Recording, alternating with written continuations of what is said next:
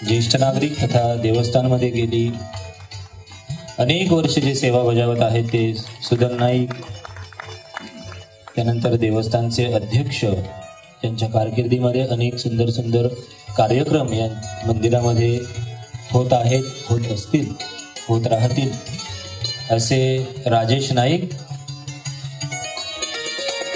अवघ्या काही मिनिटांचा हा कार्यक्रम आणि त्यानंतर आपल्याला या सुरांमध्ये, सुरांच्या सरीमध्ये चिंब भिजायचं आहे। तिकडे जाऊन आमचे मित्र मंडळ 7वीत 8वीत असताना आम्ही जाऊन तिकडे बसायचो आणि प्रत्येकाच्या घरोघरी जेव्हा श्रावण महिना लागला म्हणजे आमचे अजित दादांचे प्रत्येकाच्या घरोघरी जे संगीत, गायन, नाट्य जे गीत आहे ते ऐकण्यासाठी सर्व नाईक वडावरील मंडळी उत्सुकता असते आणि एक वातावरण नेहमीच सामकं विचित्र असतं, असं प्रफुल्लित असतं आणि खूप लोकांची इकडे इच्छा होती की अजित दादा इकडे यायचे आणि गायचे।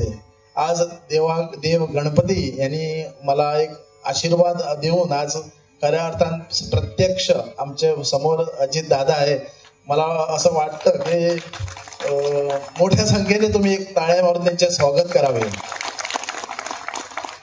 पूर्ण मांजरेच्या वतीने मी आज अजित दादांचे मनाकाळजातून स्वागत करतो।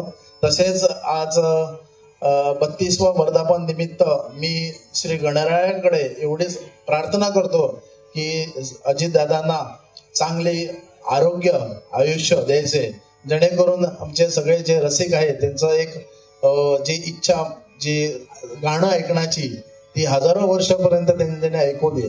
आणि मागतो पुन्हा एकदा देवस्थानमध्ये, देवस्थान समितीतर्फे तुमचे अजितदादांचे स्वागत करतो आणि माझे 2 शब्द संपवतो। धन्यवाद।